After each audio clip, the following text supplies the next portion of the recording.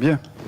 Alors, on va écouter maintenant la présentation de M. Kelim Sheen sur l'infrastructure comme service et ses applications. Je tiens à rappeler que M. Kelim Sheen est un ancien de l'X de Télécom Paris. Il est architecte logiciel dans l'industrie. Il est expert indépendant auprès de la Commission européenne pour les projets d'infrastructure et de recherche. Et donc ça, c'est une brève biographie de Si Kelim. Sinon, il va nous donner son retour d'expérience dans le domaine du cloud computing. Tfadal Si Kelim, merci. Merci beaucoup pour l'introduction. D'abord, je tiens à vous dire mon plaisir d'être parmi vous et je tiens également à remercier les organisateurs de m'avoir invité. Ce que je vais présenter aujourd'hui complète et continue ce que vous avez déjà entendu par mes confrères hier et ce matin.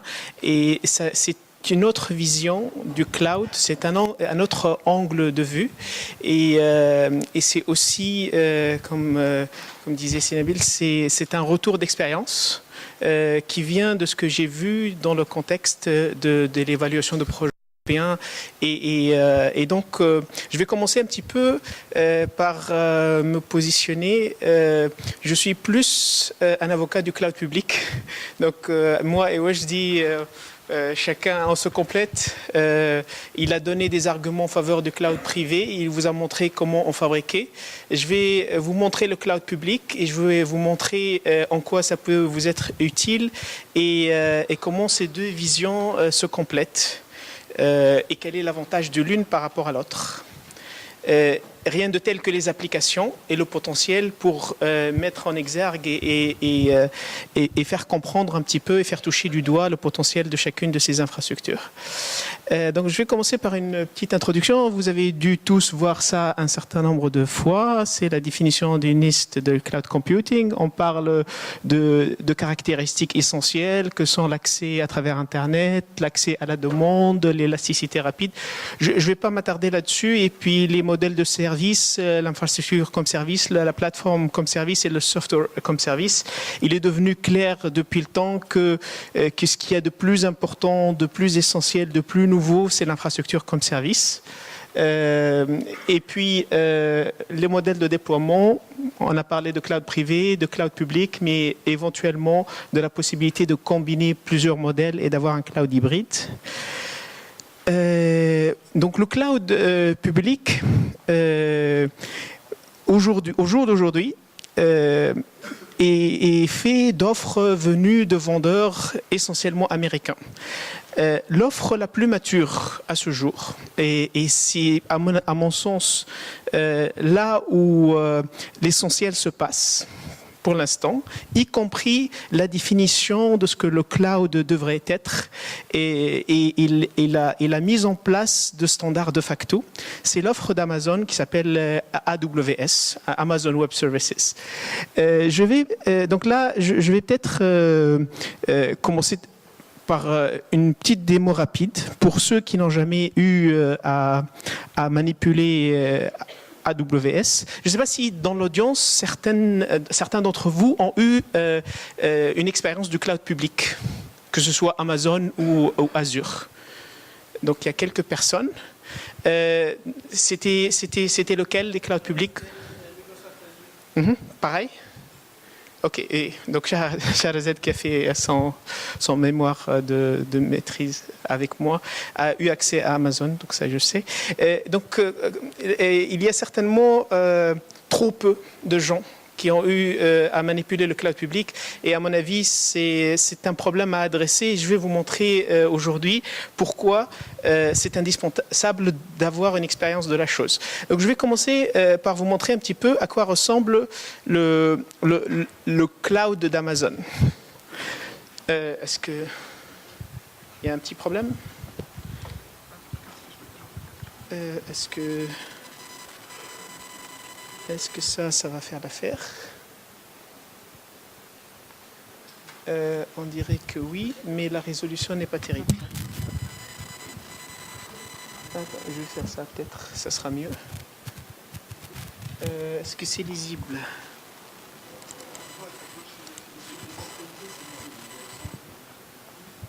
Ok, bon. Là et là, c'est lisible. Très bien. Donc, je vais me servir peut-être de cet écran-là. Donc, voilà ce qu'on obtient en ouvrant ce qu'on appelle la console du cloud d'AWS.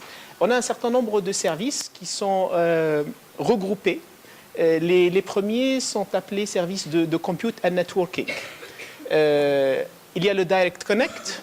C'est un service qui permet d'avoir une ligne spécialisée de là où vous êtes vers l'un des data centers d'Amazon. Le service EC2, c'est le Compute Cloud. C'est là où c'est le service qui vous permet de lancer des machines virtuelles en choisissant l'image, en choisissant la capacité. Le service qui s'appelle Route 53, c'est un service de DNS programmable. Donc, vous pouvez avoir, grâce à ce service, la possibilité de gérer vos nommages de manière programmatique à travers du code qui peut être du Java ou autre. Le service VPC, ça vous permet de régionner Amazon et de dire, voilà, cet ensemble de ressources, je l'isole du reste du cloud public et je connecte l'ensemble via VPN à mes propres machines, à mon propre réseau local. Donc ces services-là, évidemment, ne sont pas d'égale importance. Celui qui est le plus connu, le plus essentiel, c'est certainement EC2. Ensuite, il y a les services classifiés Storage and Content Delivery. Certainement, le plus important est S3. C'est là que tout est stocké. C'est le stockage principal d'Amazon qui présente des qualités de durabilité et de réplication de données qui sont vraiment extrêmement difficiles et qui seraient extrêmement coûteux à reproduire sur une infrastructure locale. Il y a Glacier qui est un service pour les big data. Donc, c'est un service à très faible coût et qui permet de stocker des pétabytes sans problème. Et puis, il y a les gateways de stockage et CloudFront qui est un service de delivery de contenu. Maintenant, il y a les services classifiés et bases de données. Donc ça, c'est essentiellement soit des bases de données managées, donc c'est du MySQL managé, du Oracle managé, soit des choses connectées à tout ce qui est accès aux données par des nœuds répartis, par exemple un cache distribué, un service qui s'appelle Elasticache. Et puis Redshift qui permet d'avoir des warehouses qui peuvent stocker des pétabytes de données. Donc voilà, vous voyez, je ne vais pas m'attarder sur le détail de ces services, mais c'est tout un ensemble de choses qui sont comme des éléments de Lego qui vous permettent de construire pièce par pièce l'infrastructure dont vous avez besoin. L'utiliser est aussi simple que cela. Je choisis EC2.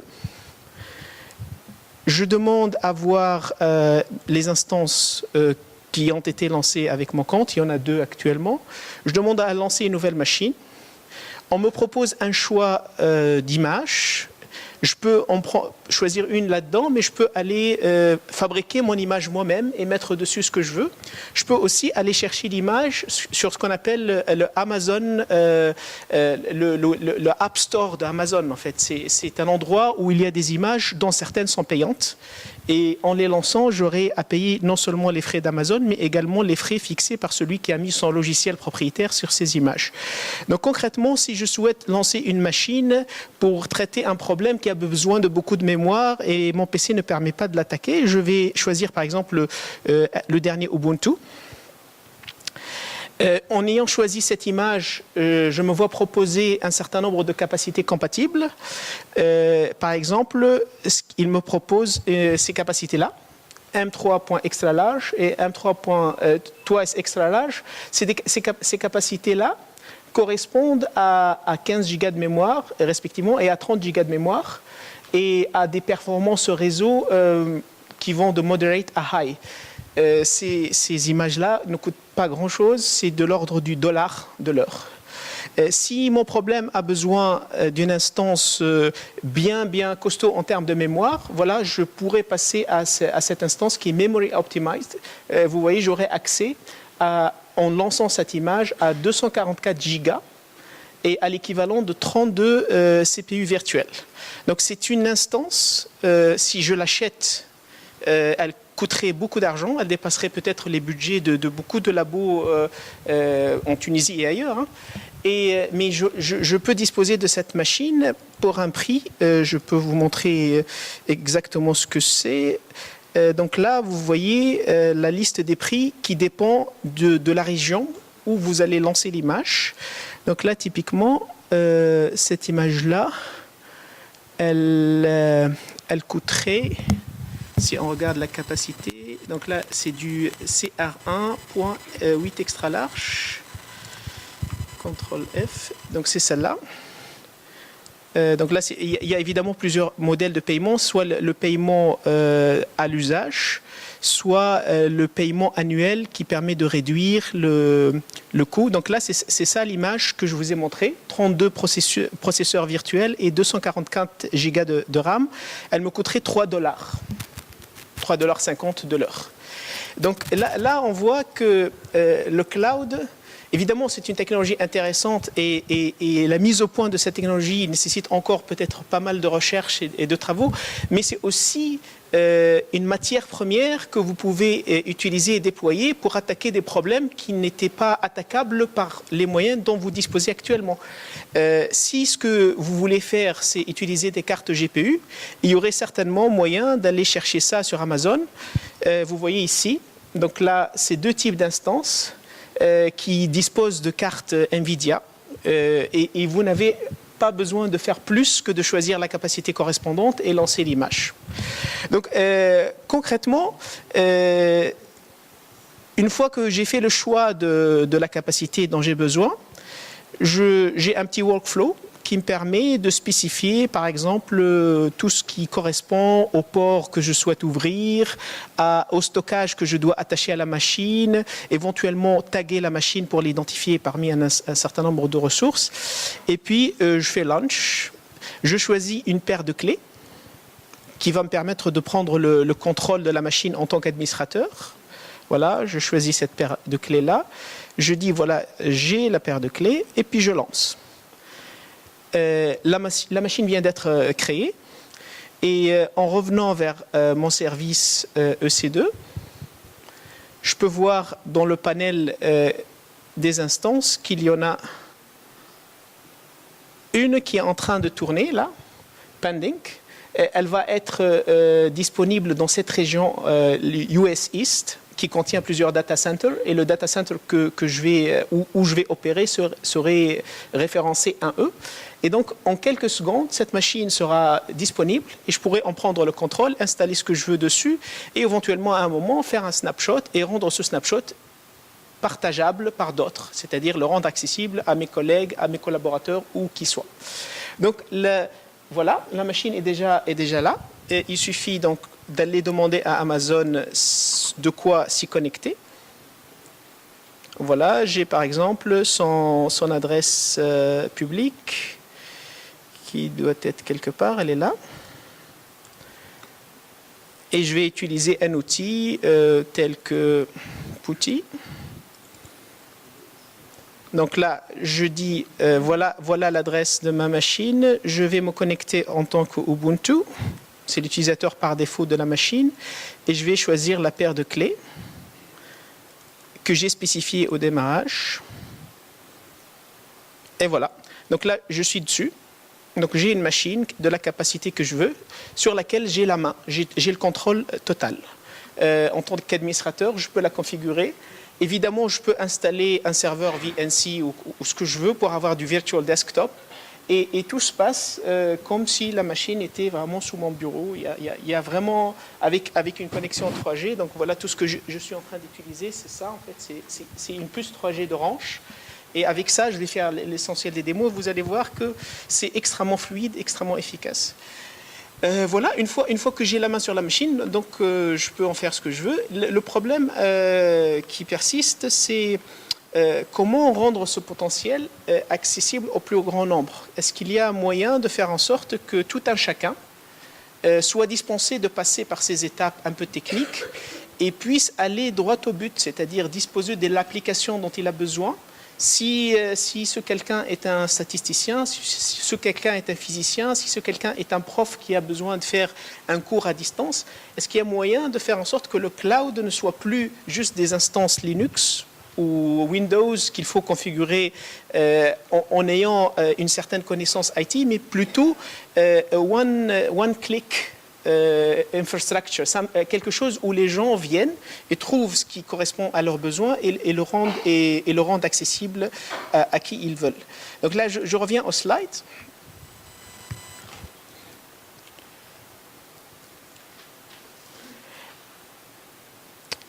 Donc, ce genre d'utilisation de l'infrastructure comme service, évidemment, vous avez certainement vu ce genre de schéma un certain nombre de fois. Ça me permet de traiter efficacement un load, une charge variable ou un besoin variable en termes de ressources.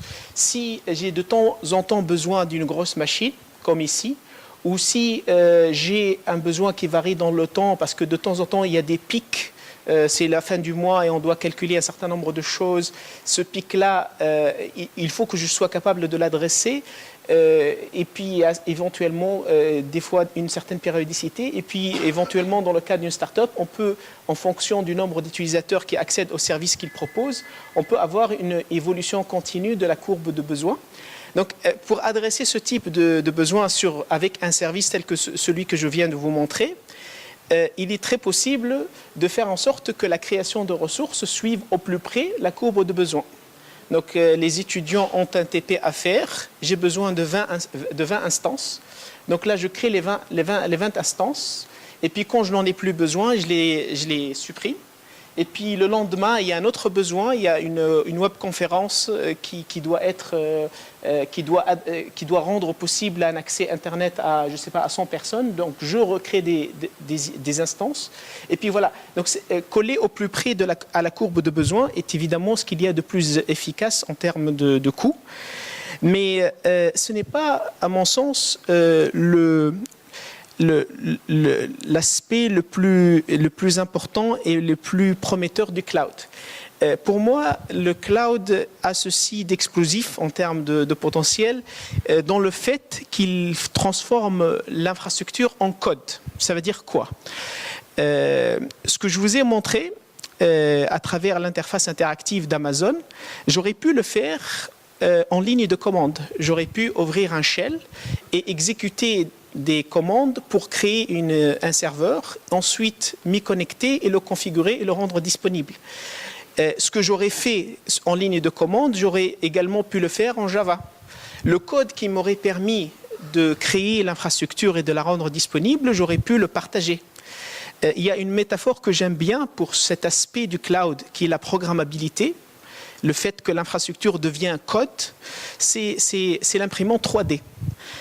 L'imprimante 3D a ceci d'intéressant ou de révolutionnaire, c'est qu'un objet du monde physique devient équivalent à un script que je peux produire et mettre en partage sur Facebook. Je peux visiter un ami et puis je vois un objet sur la table, un vase ou quoi que ce soit, et je lui dis c'est très beau. Il dit c'est pas un problème, je partage avec vous le script du vase. Donc le script du vase, c'est quelque chose qui peut alimenter une imprimante 3D où que ce soit pour reproduire à l'identique ce vase qui est un objet physique. En fait, ceci est exactement équivalent à ce que le cloud permet aujourd'hui. L'objet n'est plus le vase, n'est plus l'objet physique que j'ai vu sur la table de mon collègue, mais plutôt un service, plutôt un déploiement pour délivrer une application à des milliers d'utilisateurs, plutôt un workflow, plutôt n'importe quoi qui peut interagir avec des données. Donc tout cela devient scriptable, programmable, et donc ça permet un échange extrêmement efficace, extrêmement fluide, et un contrôle du cycle de vie de ces objets. Parce que si l'infrastructure et les services deviennent du code, il y a une identité complète entre ce que vous voyez sur vos bureaux et ce que je peux produire avec un script sur le cloud. Alors, je peux prendre ce script et le mettre sous contrôle de version. Et du coup, je peux avoir la version de cette salle du 17 décembre. Demain, quelque chose bouge. Wajdi fait le TP de OpenStack et il installe de nouveaux softs et installe de nouvelles données. Je refais un snapshot de la salle du 18 décembre et je refais encore un autre snapshot du 19 et je les ai dans des tiroirs. Et si le 20 décembre, pendant que les gens manipulent, il y a un problème, Wajdi peut aller chercher la version de la salle du jour d'aujourd'hui et remettre tout en place tel que ça doit être. Donc c'est exactement ça le cloud. On est en train, c'est quasiment un snapshotting du monde réel en fait. On est en train on est capable de prendre une image de l'état d'une infrastructure complète.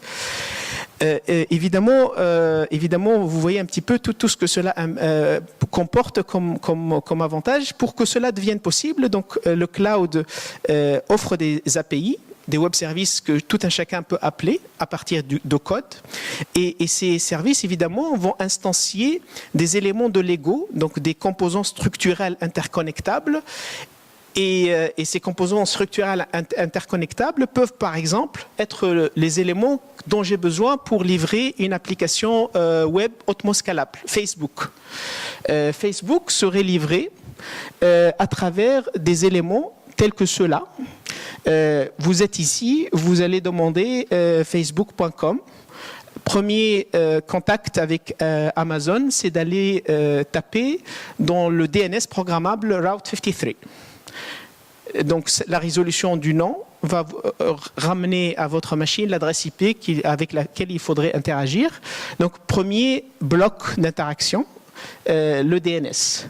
Ensuite, vous allez atterrir au niveau d'un load balancer. Donc c'est aussi un élément de Lego, un composant structurel que vous pouvez instancier sur Amazon, et lui va adresser votre requête à un des nœuds possibles du déploiement de Facebook sur Amazon, si c'était le cas, parce que Facebook a ses propres data centers.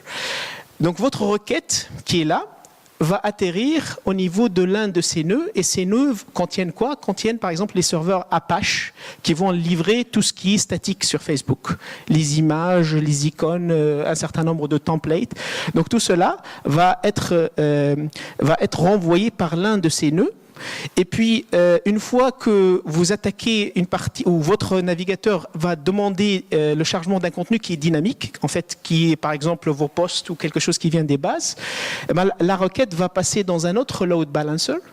Et ce load balancer va adresser votre requête à un nœud d'entre ceux-là, et qui lui contient par exemple le PHP, le code PHP qui va traiter la requête dynamique en allant chercher dans la base ce qui correspond à vos posts ou ce qui correspond à ce que vous voulez voir à un instant T, la liste des amis ou quoi que ce soit d'autre. Donc ici, ces nœuds-là contiennent donc les serveurs applicatifs et s'adressent à des bases. L'une d'entre elles est une base maître et les autres sont des bases répliquées vers lesquels il y a des accès en lecture par les nœuds des serveurs applicatifs. En quoi cela est intéressant? C'est intéressant parce que cette couche-là et cette couche-là et également celle-là peuvent changer de taille pour grandir ou diminuer de taille en temps réel. Ce qui se passe, c'est qu'il y a ici des éléments de monitoring, par exemple en utilisant le service CloudWatch d'Amazon. Et ces éléments de monitoring peuvent dire à un instant T, il y a assez de nœuds pour adresser les requêtes de tous les utilisateurs connectés à 10 heures du soir. À 11 heures du soir, il y en a plus. Et le monitoring envoie des alertes pour dire il y a trop de charges sur les nœuds, il faut grandir. Il y a un appel à l'API d'Amazon pour dire ajouter un nœud et intégrez-le dans cette couche frontale.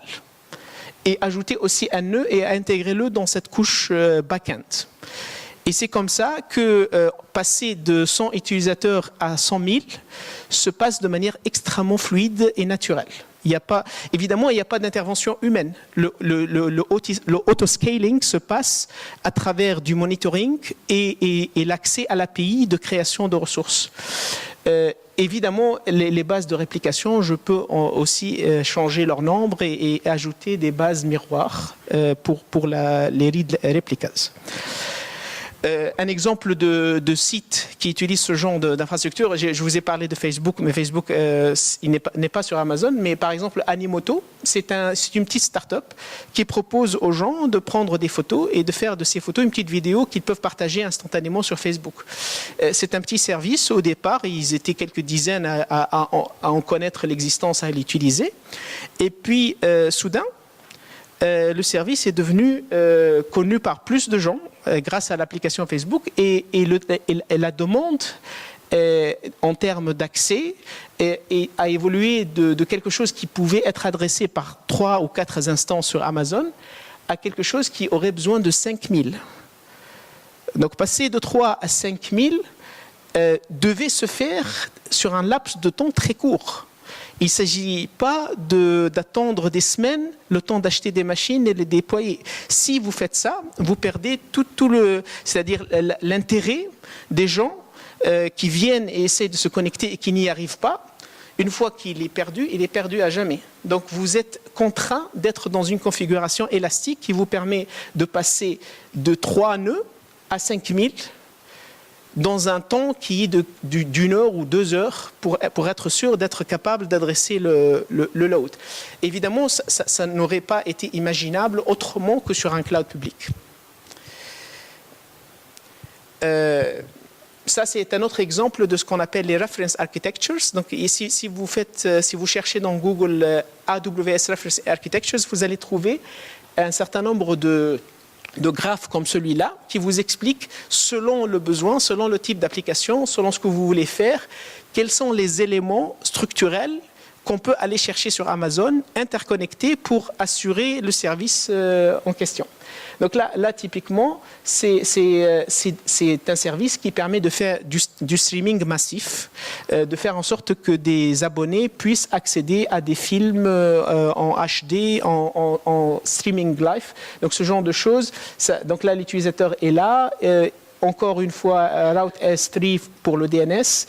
Il y a ce qu'on appelle le CloudFront, qui est le frontal de livraison de contenu d'Amazon, qui peut aller chercher des fichiers dans S3 ou alors interconnecter à des nœuds de streaming basés sur le serveur d'Adobe, le Flash Server ou autre. Et puis le streaming peut venir de stockage ou de sources live. Et ce genre de choses est utilisé par un service qui s'appelle Netflix. Netflix a plus de 26 millions d'abonnés aux États-Unis et 25% des paquets qui circulent sur le réseau américain sont des paquets générés par le streaming de films des abonnés de cette start-up qui ne dispose d'aucune machine. Donc c'est une start-up qui est totalement, intégralement sur Amazon. Donc ça vous donne une idée de l'échelle des choses. Ce n'est pas une échelle pensable quand on passe au cloud privé ou quand on dispose de ses propres d'une infrastructure à soi. On a entendu parler ce matin de gaming. Évidemment, il y a les gaming 3D qui nécessitent du streaming et des algorithmes et un travail de recherche bien avancé pour assurer une certaine qualité de service. Mais il y a aussi tout le spectre des games online qui sont du software as a service et qui adressent un nombre d'utilisateurs potentiellement extrêmement élevé. Donc là aussi, vous voyez des building blocks, quelques nouveaux éléments de Lego. C'est ce bloc-là qui est un ensemble de nœuds qui sont opérés par Hadoop et qui font du MapReduce sur les données des joueurs. Donc ce bloc-là, c'est quelque chose que je mobilise juste en un clic sur Amazon. Je vais leur dire, voilà, j'ai besoin d'un cluster MapReduce qui contient tel nombre de nœuds et qui va adresser mes données qui sont quelque part et j'attache mes données à ce bloc MapReduce. Je peux utiliser des services qui assurent l'envoi et la réception d'emails aux utilisateurs du jeu. Donc concrètement, vraiment, je dispose d'éléments architecturaux qui sont déjà prêts à l'emploi, que je mobilise, que j'interconnecte, et ça me permet d'assurer des services que je ne pourrais pas assurer autrement. Évidemment, si je souhaite, si par exemple à un moment donné je constate que ce jeu qui a été mis en ligne ne marche pas, je peux passer de tout ça à zéro en un clic. Je fais shutdown et tout cela disparaît. Donc là, je passe à un autre exemple. Par exemple, imaginez une banque ou une institution financière qui a besoin de faire des simulations Monte-Carlo pour faire du calcul de risque tous les soirs en partant de bases de données assez gigantesques. Évidemment, ces gens-là auraient une problématique de confidentialité de données et donc ils vont mobiliser ce qu'on appelle un Virtual Private Cloud. Donc ils vont isoler une région dans Amazon. Et ils vont mettre une connexion VPN avec leur propre réseau. Et à l'intérieur de cette région isolée, ils vont déployer les éléments dont je vous ai parlé plus tôt, c'est-à-dire du MapReduce. Éventuellement, ils peuvent déployer un ordonnanceur de grille de calcul. Donc là, c'est vraiment des nœuds qui vont servir à traiter des tâches. Et ces tâches sont adressées aux différents nœuds esclaves par le nœud maître qui est ici. Et à ce niveau-là, on peut déployer n'importe quel ordonnanceur de grille. Ça peut être SunGrid Engine, ça peut être LSF, ça peut être n'importe quoi.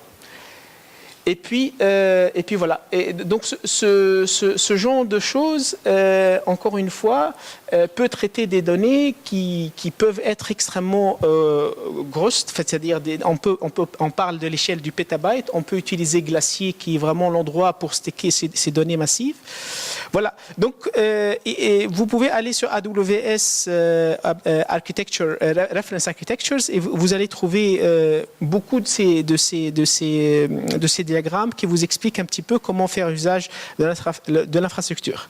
Donc là, je passe à un petit peu un type d'application qui m'intéresse particulièrement, c'est l'application de tout cela dans le contexte de la recherche et de l'éducation. Dans le contexte de la recherche et de l'éducation, il y a des besoins spécifiques qui ne sont pas peut-être ceux des startups qui vont livrer des services à des joueurs ou vont permettre l'accès à travers Facebook à une application particulière, mais plutôt on a besoin d'avoir à simuler à travers des modèles mathématiques précis sur des données qui sont éventuellement des données massives qui viennent d'expériences réelles, physiques, sur des gènes ou autres, et puis d'avoir, une fois appliqué ces modèles de simulation sur les données, accès à des données processées desquelles on va obtenir le knowledge, le savoir, la théorie, le résultat qui va être publiable. Donc concrètement, les gens parlent d'un changement un peu de paradigme dans le contexte scientifique qui fait qu'on est amené à faire la science en adressant des datas d'une échelle inconnue jusque-là ou qu'on n'a jamais eu à traiter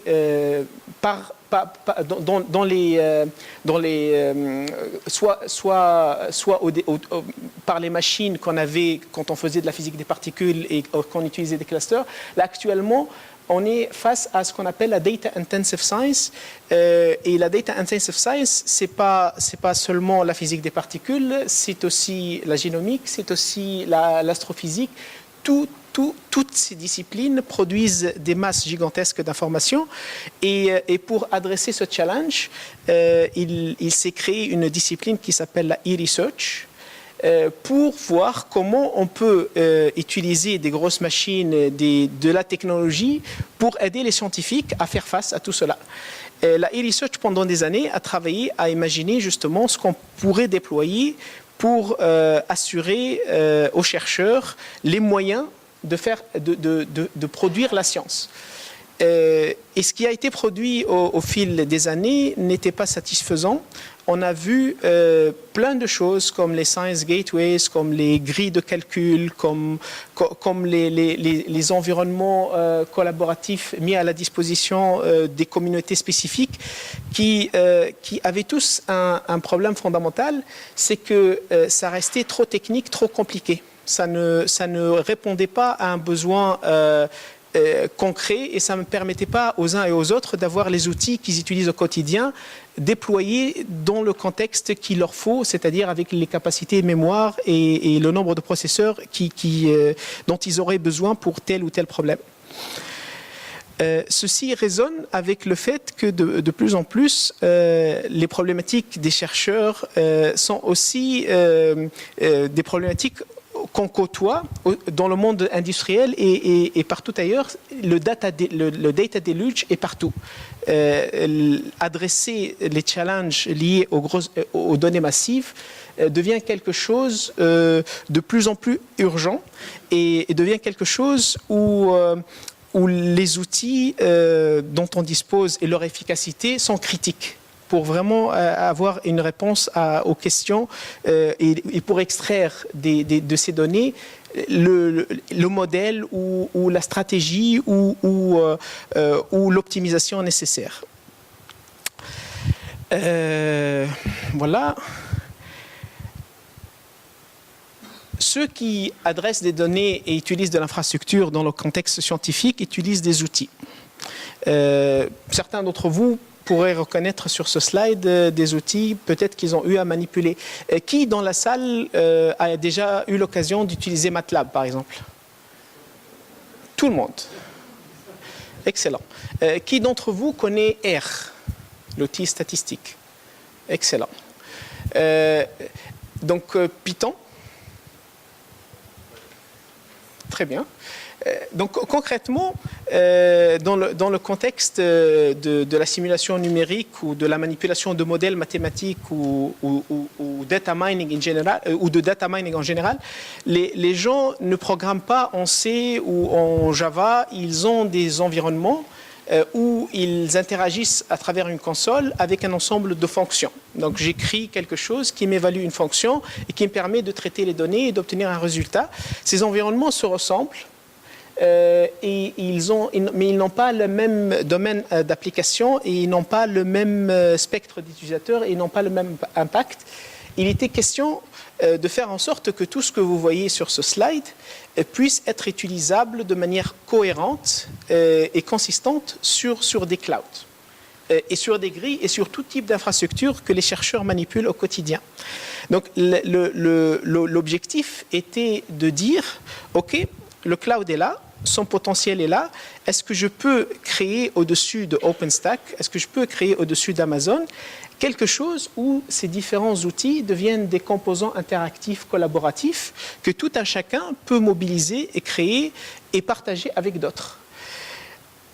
Et pour cela, il fallait inventer ou imaginer ou concevoir un certain nombre de couches qui vont se mettre en place au-dessus des clouds, au-dessus d'OpenStack et qui vont rendre tout ce que vous voyez là programmable, vont transformer R en composants que tout un chacun peut instancier et peut manipuler de manière programmatique. Donc l'objectif c'est quoi?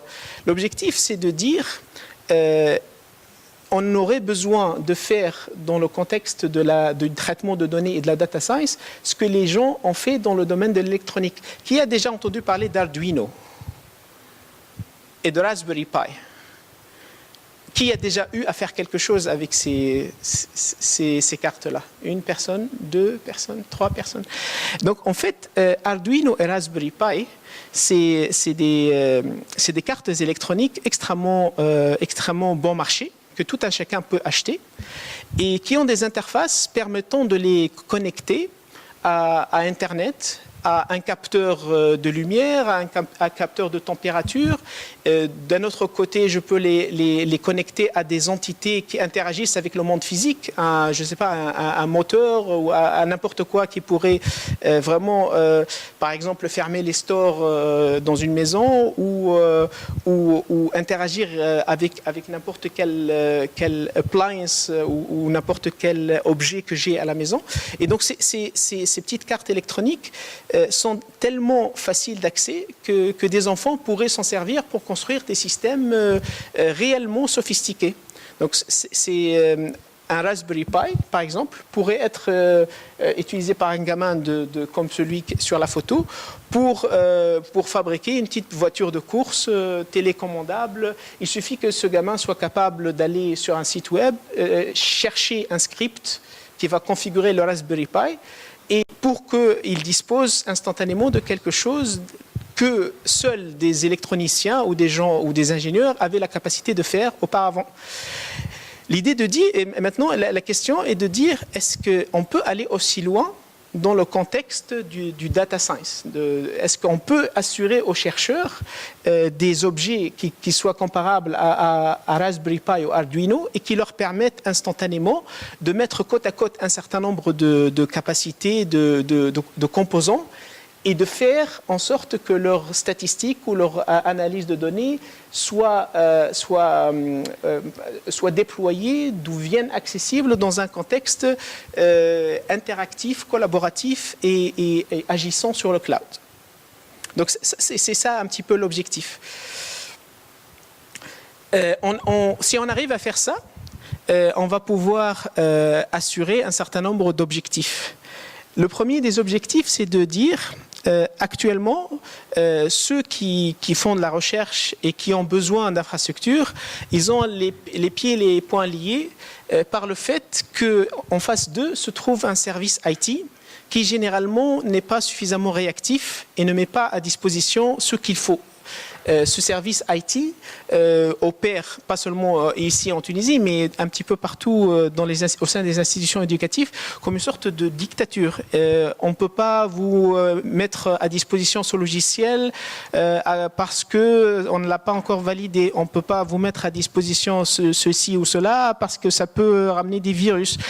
On n'a pas assez de nœuds et revenez dans 6 mois. On n'a pas la possibilité de mettre en place ce TP. Il aurait fallu passer 3 mois auparavant. Donc il y a une sorte de friction dans l'interaction. Ça fait que ceux qui font de la recherche ou qui font de l'éducation et qui ont besoin d'infrastructures et de services n'ont pas instantanément ce dont ils ont besoin. Donc utiliser l'automatisme que le cloud permet pour assurer à tout un chacun un accès en mode self-service à ce dont il a besoin, que ce soit dans un contexte de recherche ou d'éducation, changerait vraiment le contexte et donnerait plus de potentiel à ceux qui sont les chercheurs et les éducateurs des institutions concernées. On voudrait également faire en sorte que les chercheurs et les éducateurs puissent travailler dans un contexte sans restriction. Si vous voyez ce que quelqu'un qui travaille, par exemple, dans une université anglaise peut faire sur sa machine, tout est bloqué. Vous ne pouvez même pas installer Java sans avoir l'aval de l'administrateur. Si vous voulez créer un site web sur lequel vous mettez vos papiers et que vous voulez le hoster à l'institution concernée, il faut faire signer un document par 5 ou 6 personnes. Si vous voulez partager des fichiers, c'est tout aussi compliqué. Donc, actuellement, les chercheurs se trouvent tellement contraints dans le contexte de leur institution qu'ils sont obligés de les voir ailleurs. Donc, combien d'entre vous utilisent Dropbox? Combien d'entre vous utilisent leur compte Gmail plutôt que celui de Al-Khwarizmi? Beaucoup. Combien d'entre vous utilisent Google Docs? Excellent. Voilà. Donc en fait, de facto, c'est-à-dire la réalité prouve que les gens qui se sont trouvés contraints dans le contexte avec les services IT qu'on leur propose vont chercher ailleurs et on cherche ailleurs ils cherchent ailleurs dans le cloud. Le cloud a l'air de répondre à un vrai besoin. Il y a quelque chose qui était assez pénible dans l'interaction avec des personnes de ce qu'on appelle le monde de la e-science. Donc, e-science, e-research, c'est presque la même chose. Ces gens-là, quand on parle avec eux, on leur dit, mais vous n'écoutez pas assez les chercheurs ou les profs. Ils répondent, oui, mais vous savez, les chercheurs et les profs ne savent pas ce qu'ils veulent, ne savent pas ce dont ils ont besoin. Donc il y avait une sorte de dialogue des sourds qui faisait que ceux qui livraient l'IT, qui se constituaient en dictature, imposaient leurs lois et prenaient de haut les chercheurs. Et puis, de l'autre côté, les chercheurs ont fini par dire « mais ces gens-là, c'est des charlots. Ils sont en train de construire des clusters et des grilles dont on n'a pas besoin. On ne voit pas ce qu'on pourrait faire avec ça. » Et donc, on a fini par avoir une sorte de configuration vraiment assez, pour le moins, inefficace, mais surtout où beaucoup de budget et d'énergie ont été déployés pour rien. Donc c'est vraiment, si tout le monde dans les institutions tunisiennes se contenterait de Gmail, peut-être qu'il n'y a pas besoin d'avoir le serveur email d'Al-Khwarizmi. Et si tout le monde serait content d'aller acheter la machine qu'il faut quand il en a besoin sur Amazon, peut-être qu'il n'y a pas besoin de déployer des clusters locaux. Donc concrètement, il y a ceux qui ont ce pouvoir de contrôler l'IT, qui veulent imposer leurs lois et continuent à vouloir dominer un territoire. Et puis il y a la vraie vie. Et dans la vraie vie, les gens vont aller chercher ce qui leur convient, parce qu'ils savent ce qu'ils veulent. Et ce n'est pas des gens qu'on doit prendre par la main. Et on va juste, en tant qu'architecte ou en tant que personne de l'IT, on va juste faire tout notre possible pour que le potentiel de la technologie soit mis dans leurs mains. En se rappelant du fait que le Web 2.0 a explosé le jour où ceux qui publient du contenu n'avaient plus besoin d'être des informaticiens ou des gens qui connaissent HTML, ou en mettant à disposition les blogs, en mettant à disposition les wikis, en mettant à disposition un certain nombre de choses, tout un chacun est devenu capable de publier du contenu. L'approche doit être similaire. On doit utiliser le potentiel du cloud pour faire en sorte que tout un chacun, dans le contexte de la recherche et de l'éducation, soit capable de manipuler l'infrastructure, de déployer l'applicatif nécessaire, de créer l'environnement d'e-learning dont il a besoin, de créer la session de collaboration sur des données et sur des algorithmes avec n'importe qui, sans avoir à interagir avec qui que ce soit. Si on fait ça, on va franchir un cap et on va vraiment mettre l'énergie de tous à contribution, et on va créer un cadre de créativité autre que celui qu'on a actuellement. Donc, un autre challenge, c'est de faire en sorte que tout ce qui est big data devienne accessible au plus grand nombre. Ce n'est pas une fonctionnalité ou un use case qui peut être adressé par les clouds privés, n'est-ce pas? Donc, de plus en plus de choses intéressantes nécessitent d'interagir avec des masses de données qu'on ne pourrait pas déplacer. Les bases de données de la bioinformatique ne peuvent pas être installées sur les clusters de l'INIS. Et le moyen de faire de la recherche qui s'appliquerait à ces masses de données, dont une bonne partie est publique, nécessiterait un accès à Amazon. Ou à un accès à un cloud où ces données vivent déjà. Un autre aspect qui serait, que certains appellent comme le sacré Graal, c'est de faire en sorte que la création et la publication de services soient automatisées à un point tel que tout un chacun puisse la faire. Sans avoir à être informaticien, sans avoir à connaître Java, sans avoir à savoir ce que c'est que HTTP. Est-ce qu'il y a moyen d'aller dans l'automatisation à un point tel que quelqu'un qui est étudiant au lycée puisse fabriquer des choses qui sont actuellement des objets que fabrique un ingénieur à la sortie de l'ANSSI. C'est ça l'idée. On veut que tout devienne service. On veut que tout ce qui est relatif à l'analyse de données, à tout ce qui est relatif à la collaboration temps réel, tout ce qui fait le quotidien de ceux qui sont dans la recherche devienne accessible par un bouton. On voudrait également que ceux qui souhaiteraient mettre à disposition ce qu'ils produisent gratuitement puissent le faire. Donc qu'on crée un écosystème pour le open science sur les clouds, mais également que ceux qui veulent monétiser un travail, un effort qui les a amenés à produire un algorithme de traitement d'image plus efficace que tout ce qui existe, qu'ils puissent le faire de manière aussi transparente. Ceci nécessite la création de marketplaces où des composants de calcul pourraient être mis à disposition de la communauté et seraient monétisables à travers les modèles de monétisation des clouds publics. On voudrait aussi faire en sorte que ce que les gens font soit traçable et reproductible. Donc imaginez quelqu'un qui applique un modèle statistique sur des données génomiques et qui envoie une publication à Nature. Et le reviewer de Nature a besoin de savoir si ce qui est dans le papier est vraiment véridique, si vraiment la personne n'a pas triché. Comment est-ce possible actuellement de vérifier l'authenticité de ces histogrammes et de ces paramètres qui sont dans la publi? Les gens essayent de faire des bouts de calcul par-ci par-là, essayent de peut-être de deviner, d'utiliser le flair pour savoir si tel ou tel paramètre correspond à quelque chose de consistant avec le reste. Mais ça serait infiniment plus efficace si la personne qui a envoyé cette publication met à disposition du reviewer le moyen de reproduire à l'identique le calcul. C'est-à-dire, il suffirait que cette personne dise au reviewer, voilà, la machine qui a servi à faire cette analyse, voilà son identifiant. Les datas que j'ai manipulées, voilà l'identifiant du stockage où il réside. Et ça serait un moyen de faire en sorte que ce que les uns et les autres font devienne traçable et reproductible.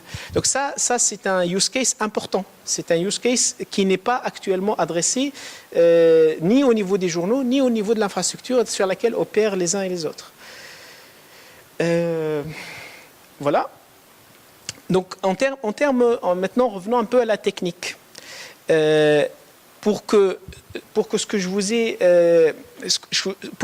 vous ai décrit devienne réalité, pour qu'on crée ces Arduino ou ces Raspberry Pi de la recherche, il faudrait qu'on mette au-dessus des clouds des plateformes avec des connecteurs et de créer des contrats de composants qui, eux, vont permettre à tout un chacun de voir le cloud comme si c'était une prise électrique à brancher à sa machine, qui vont permettre à tout un chacun de voir une application comme si c'était un device d'un portable qui se greffe à travers un port USB. Donc pour faire ça, il faut du travail au niveau logiciel et il faut concevoir une plateforme qui a vocation à vivre au-dessus de OpenStack ou de Amazon ou de toute autre infrastructure sur laquelle on souhaite opérer, et puis de faire en sorte que les ressources de calcul, les composants de calcul, les librairies, les composants de stockage, et enfin tout ce qui compte deviennent vraiment faciles à accéder et à brancher à un environnement virtuel de travail. Un des éléments qui va permettre de faire en sorte que les composants de calcul deviendraient facilement accessibles, c'est ce que j'appelle le moteur de calcul distant. Donc, s'il s'agit de faire de l'analyse de données sur le cloud ou d'accéder à des fonctionnalités sur Amazon, ou d'accéder à des big data quelque part. Ces big data, comme je ne peux pas les déplacer, je ne peux pas les avoir sur ma machine, il faut que j'envoie le calcul vers ces big data. La problématique, c'est comme celle à laquelle font face des gens qui vont faire de l'exploration sous-marine. Imaginez un bateau qui a coulé il y a des siècles et on souhaite aller voir ce qui s'est passé sur ce bateau, pourquoi il a coulé, s'il y a des objets intéressants à récupérer. On ne peut pas envoyer des plongeurs. L'humain ne peut pas aller aussi profond dans les fonds des océans.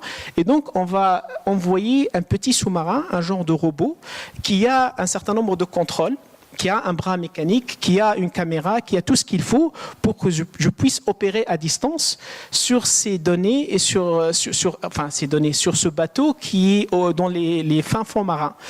Donc, pour notre besoin à nous, on va essayer de concevoir la même chose. On va essayer de créer des entités logicielles qui opèrent comme ces robots sur les big data, qu'on va envoyer vers les données génomiques et qui vont nous permettre d'appliquer un modèle statistique ou de faire une simulation numérique ou de faire quoi que ce soit d'utile au plus près de la donnée.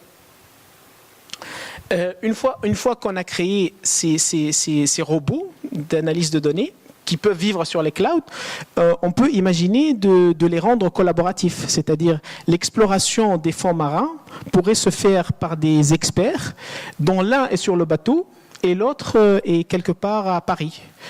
Et donc, la prise de contrôle de ces robots se ferait à travers une interface classique, un navigateur ou quoi que ce soit qui peut tourner sur une petite machine quelconque. Donc, l'analogie continue. Donc, de la même façon que le contrôle distant du sous-marin, du robot sous-marin, se ferait à travers une caméra et des joysticks, enfin des manettes de pilotage des bras mécaniques. Ici, j'aurai la même chose pour le pilotage de ces composants distants d'analyse de données que je crée sur le cloud en quelques clics. Donc le travail collaboratif dont je parle, ça serait comme si on faisait du Google Docs généralisé. C'est du Google Docs, mais pas avec des feuilles de calcul ou des documents, mais c'est du Google Docs avec tout ce qui est important. MATLAB, R, Scilab, tout ce que vous pouvez imaginer, on devrait pouvoir en disposer ici et en avoir un contrôle distant de partout, d'un navigateur, mais également à travers des API et de manière programmatique. Si on fait ça, on peut voir ce qu'on a produit comme étant un modèle de fédération de cloud. On a parlé du fait qu'il y a de l'hétérogénéité et que l'accès à Amazon n'est pas exactement comme l'accès à Azure, qui n'est pas exactement comme l'accès à Google. Mais maintenant, si on passe à un autre niveau d'abstraction, si on va dire sur n'importe quelle infrastructure, je peux créer des moteurs de calcul et je peux les manipuler par des web services standardisés. Je ne vois plus la différence entre Amazon, Azure et mon cloud local. Il suffirait de déployer ces robots et d'avoir une sorte de chef d'orchestre ou une sorte de répertoire des robots d'analyse que je peux interroger et qui peut gérer le cycle de vie de ces robots d'analyse. Je peux, à travers mon navigateur, dire à ce chef d'orchestre, est-ce que vous pourriez me créer un robot d'analyse sur le cloud de Microsoft qui aurait 30 gigas de RAM et qui aurait accès à des données qui sont, par exemple, le dataset de génomique produit par tel labo à telle date. Oups. Donc ça, c'est quelque chose que j'exprime à travers l'accès à des web services qui sont exposés à la fois par le chef d'orchestre et par les robots individuellement. Donc, une fois que ces robots deviennent déployables sur sur Microsoft Azure, sur Amazon et sur le cloud privé, je n'ai plus à m'inquiéter pour l'hétérogénéité et répondent tous pareil.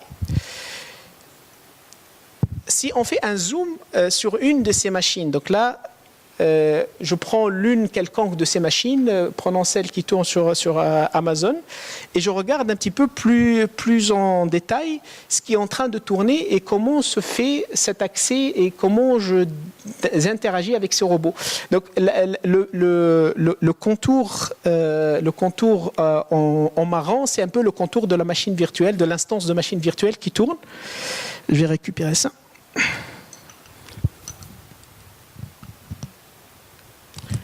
Et ce que vous voyez en face des disques rouges qui sont les robots d'analyse de données, il y a une gateway, c'est-à-dire un composant frontal qui va assurer le contrôle d'accès à tout ce qui se passe sur la machine et qui va assurer l'orchestration de tout ce que moi je veux faire comme analyse ou accès aux données ou création d'interface ou collaboration. Et donc c'est à ce niveau-là, c'est ce gatekeeper ou cette gateway qui va être le coordinateur, l'orchestrateur local des opérations qui m'intéressent. Moi je suis là. Est-ce qu'il y a un autre pointeur? Parce que celui-là a l'air... Ah non, ça remarche. Merci. Donc voilà, donc je suis là, je m'adresse à ce chef d'orchestre et je lui dis crée-moi une instance avec 3 robots. L'instance est créée et j'interagis avec cette instance en discutant avec cette gateway qui elle va me dire donnez-moi les logins mots de passe, donnez-moi les identifiants du robot, indiquez-moi ce que ce robot doit savoir faire. Et puis je prends le contrôle et le contrôle, encore une fois, peut se faire à travers une interface web classique, mais ça peut se faire à travers les web services exposés par cette gateway. Donc je peux, à travers les web services qui sont là, greffer un frontal qui soit du XL ou interagir dans Word ou faire ça de n'importe quel outil local qui aurait la capacité d'ouvrir une socket vers un composant distant. Ça pourrait être mon téléphone. Peut-être avant d'avancer, je vais faire une toute petite démo juste pour vous montrer à quoi ressemble tout cela. Voilà. Donc là, je me connecte au composant frontal qui tient lieu d'orchestrateur et qui contient aussi le portail avec lequel j'interagis. Donc vous voyez, à ce niveau-là, j'ai une console de cloud simplifiée dans laquelle je spécifie en premier le cloud avec lequel je souhaite interagir. Ensuite, je peux donner au cloud, à ce système mon login mot de passe à Amazon ou à Azure en fonction du choix que j'ai fait au début. Donc là, je peux utiliser des clés de cloud que j'ai stockées auparavant. Ensuite, je vais dire au système ce que je souhaite faire. Qu'est-ce que mon robot d'analyse de données doit savoir faire? Par exemple, je vais dire il doit savoir parler R 3.0, il doit savoir parler Python 2.7. Je veux que mon robot ait, par exemple, 7 Go de RAM et qu'il dispose de 2 processeurs virtuels. Et puis, je peux spécifier ici où seraient mes données. Donc, mes données, grosso modo, ça peut être n'importe quoi. Ça peut être un paquet S3, ça peut être un serveur FTP, ça peut être quelque chose qui vit sur Glacier et qui soit d'un volume d'un pétabyte. Et puis, je donne un label qui sera l'identifiant de ma machine. Et puis, c'est à peu près tout. Donc là, c'est tout ce que j'ai besoin de faire dans une utilisation, entre guillemets, de premier niveau, parce qu'on peut être un petit peu plus technique. Et dans une utilisation de premier niveau, je spécifie mon cloud, je donne mes credentials, je définis qu'est-ce que je souhaite faire avec cette machine, je fais un choix de capacité, et je spécifie où se trouvent mes données, je donne un label et je lance. Donc, cela produit une machine. Vous voyez là la machine démo Hamamet qui vient d'être créée quelque part aux US. Et une fois qu'elle est prête, là, elle est pending, elle va passer à ready dans peut-être 30 secondes. Et une fois qu'elle est ready, je peux en prendre le contrôle directement à travers mon navigateur. Là, ce que vous voyez, c'est une autre machine que j'ai lancée juste avant de commencer la présentation. Et ce que j'ai ici, c'est comme des feuilles de service. C'est des feuilles virtuelles sur lesquelles je peux faire un drag and drop des composants avec lesquels je souhaite interagir. Par exemple, je peux faire un drag and drop d'un composant qui va me permettre de faire du virtual desktop. Donc là, j'ai demandé un composant de type client VNC. Donc là, ce que j'ai, donc là, sur cette surface qui expose tous les services que je manipule à l'intérieur, au sein de cette machine. Donc là, j'ai un accès à un serveur VNC sur la machine et je peux travailler avec. Donc là j'ai une connexion simple à travers une clé 3G classique. Si ce que je veux faire, c'est interagir avec... donc là, je passe à la feuille de service numéro 2. Je veux, par exemple, utiliser RStudio. RStudio, c'est un environnement d'interaction avec R dans le navigateur. Donc là, je viens de créer une vue à l'intérieur de laquelle j'ai accès à cet outil et puis je peux faire ce que je veux. Là, je suis en interaction avec R et je vais demander la valeur moyenne de la variable X et je vais faire un histogramme de la variable X. Donc cette interaction, elle est en train de passer de mon frontal HTML5 vers l'un des robots qui contrôle l'accès et qui me donne tout cet environnement en tant que widget que je peux faire disparaître aussi simplement que cela. Je peux demander à interagir avec n'importe quel outil en fait. Je peux demander IPython. Ça, c'est une interaction avec Python dans le navigateur. Donc là, j'ai une feuille de calcul que j'avais créée juste avant. Et ici, puis je peux écrire du code Python.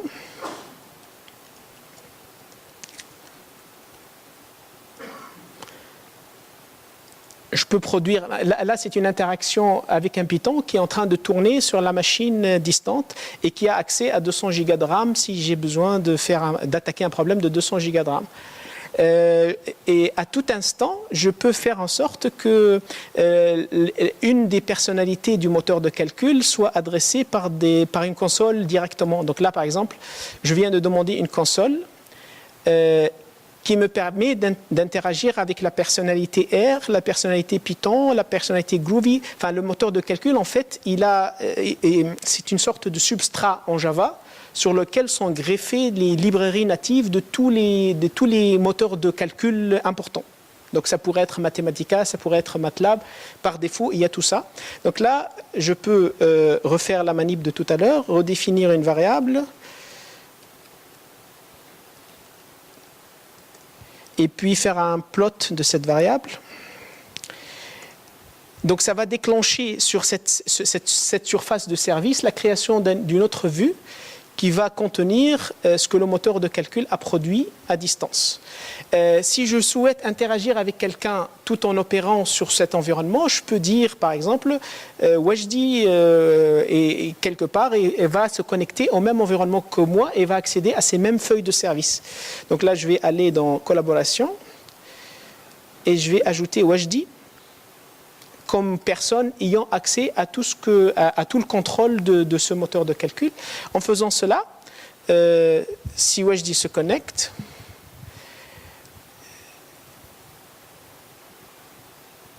est-ce que tu arrives à avoir accès?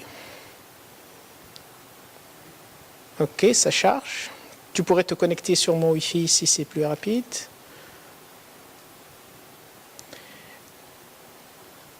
Pendant que Wajdi se connecte, je peux vous montrer d'autres aspects qu'on pourrait appeler les aspects de convergence applicative. Par cette abstraction du moteur de calcul et par la création de SDK et d'API accessibles de n'importe quel outil local, je peux faire en sorte que je puisse interagir avec mon moteur de calcul dans Word, par exemple. Là, je viens de cliquer sur cette icône. J'ai un document Word qui a été généré dynamiquement et qui contient les données de connectivité de mon moteur distant. Donc là c'est Word standard. Et donc là, il a tout l'air d'un document classique. La seule différence, c'est que par des accès clavier, je peux interagir avec le moteur en disant, par exemple, affichez-moi les variables qui sont dans l'environnement R sur le cloud. Donc je sélectionne, j'appuie sur mon raccourci clavier, il me dit il y a Y. Je vais lui demander la variance de la variable Y. Donc ça envoie ma commande vers le moteur de calcul. Le moteur de calcul génère des événements. Ces événements sont récupérés par Word et injectés dans le document. Je vais demander un histogramme de Y.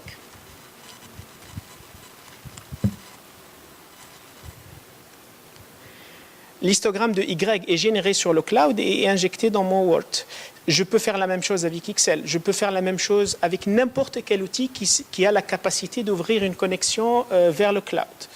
Je peux demander une feuille. Est-ce que ta connexion... Ok, très bien. Est-ce que tu vois la console? Et est-ce que donc là, pour que tu vois exactement la même chose que moi, je vais passer, donc là c'est Excel qui s'ouvre, je vais passer en mode collaboration et je vais devenir leader. Donc en devenant leader, normalement tu dois voir les workbench sheets. Est-ce que tu es sur la sheet 2 comme moi?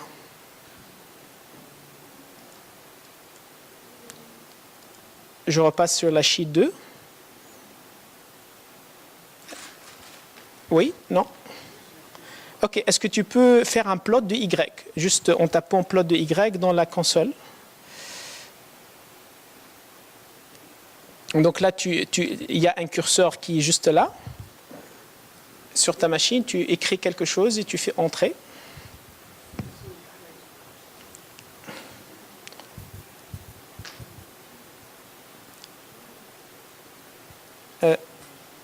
Tu y arrives ou pas?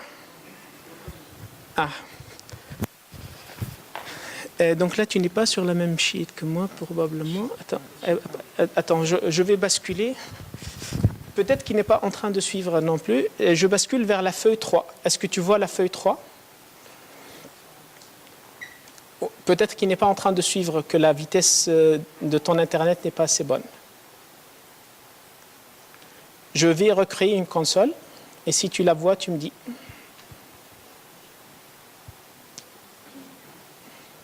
Je pense que l'Internet que tu as n'est pas assez rapide, mais c'est pas grave. Vas-y, ouvre ça. Voilà. Donc je vais juste me débarrasser du VNC qui t'empêche de voir. Voilà.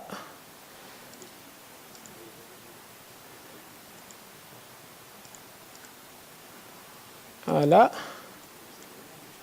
Voilà.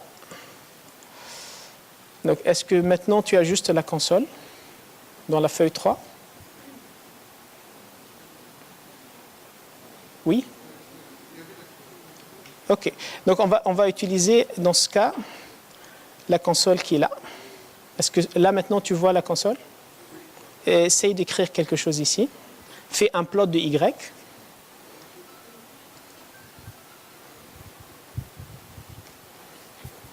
Voilà, donc là, mets la souris sur le graphique et fais un drag quelque part pour utiliser le whiteboard. Tu vois, tu mets la souris, tu fais left click et tu bouges comme si tu allais dessiner. Voilà, donc ce que Wajdi est en train de faire, va vers le moteur de calcul qui génère des événements qui sont capturés par tous les clients. Tout cela est accessible de manière interactive, mais il est aussi accessible de manière programmatique. Donc, je vais lancer en local. Donc, je vais lancer en local une session de R. Et je vais connecter cette session au portail et je vais demander à voir quels sont les moteurs disponibles et interagir avec. Donc là, je vais charger un package.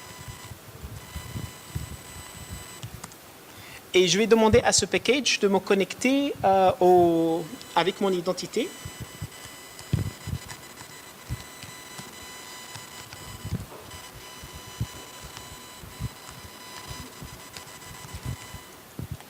Donc, ce que je viens de faire, c'est à partir de la ligne de commande de R,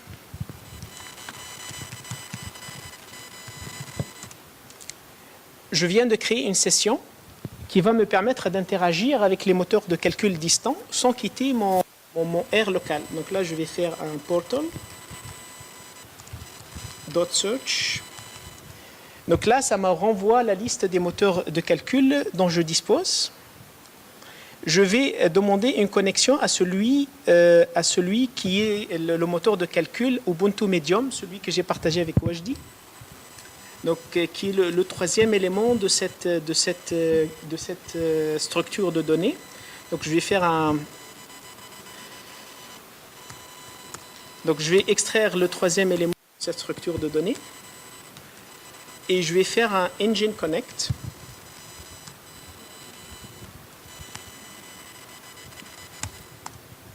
Donc, ce qui est en train de se passer, c'est que je viens de prendre le contrôle du moteur de calcul à partir d'une session locale et je vais envoyer à ce moteur de calcul une commande pour voir quelles sont les variables disponibles.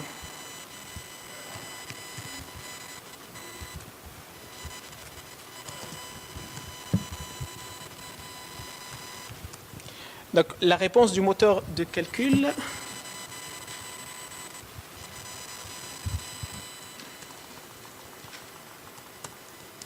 La réponse du moteur de calcul, c'est Y. Donc, c'est la variable Y que j'ai créée tout à l'heure. Je vais ramener la variable Y du cloud vers ma session locale.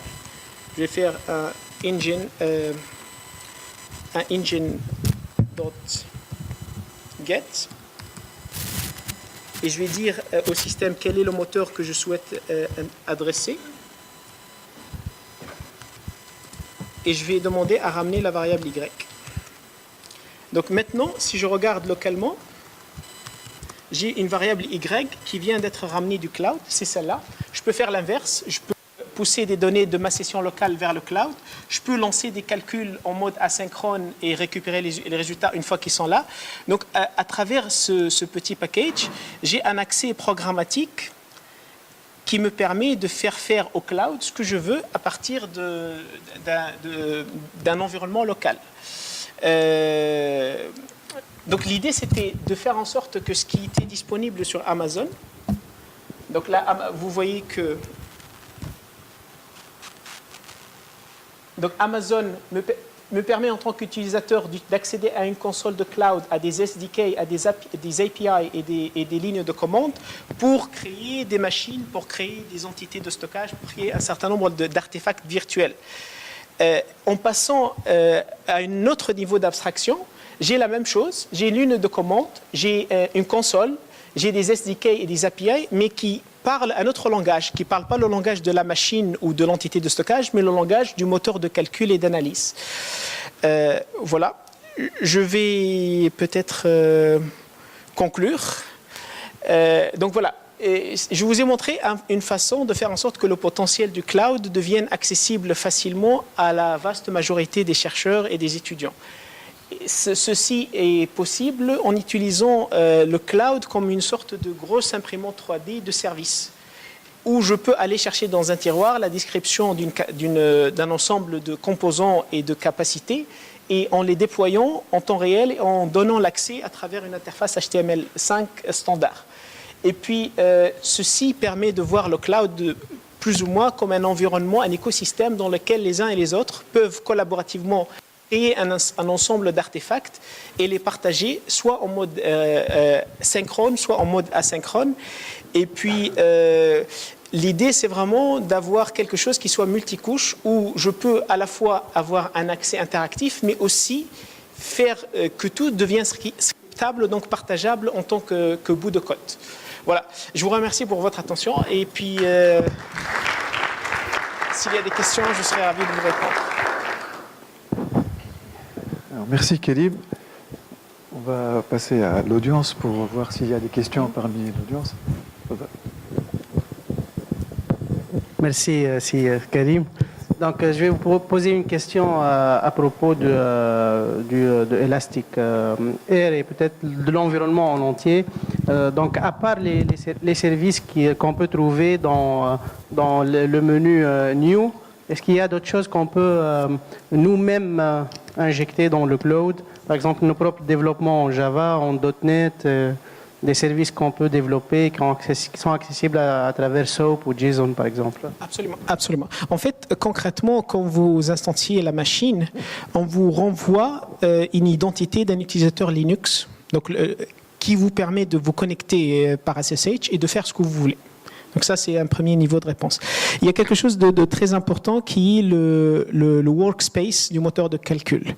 Le workspace, c'est un stockage décentralisé, ça peut être sur le cloud d'Amazon, mais ça peut être votre serveur FTP, sur lequel vous pouvez mettre des binaires. Ça peut être le binaire de Java, ça peut être juste du code Java parce qu'il y a déjà Java sur ces machines. Et puis, vous pouvez lancer l'exécution de ce binaire à partir de R ou à partir de Python ou à partir de ce que vous voulez. Donc en fait, le moteur de calcul que vous allez manipuler de partout, de R ou de XL ou de partout, va être une sorte d'orchestrateur. Il y avait un exemple d'une démonstration où j'utilise justement un binaire qui produit une structure en 2D à partir d'une molécule. Donc les chimistes utilisent ça fréquemment.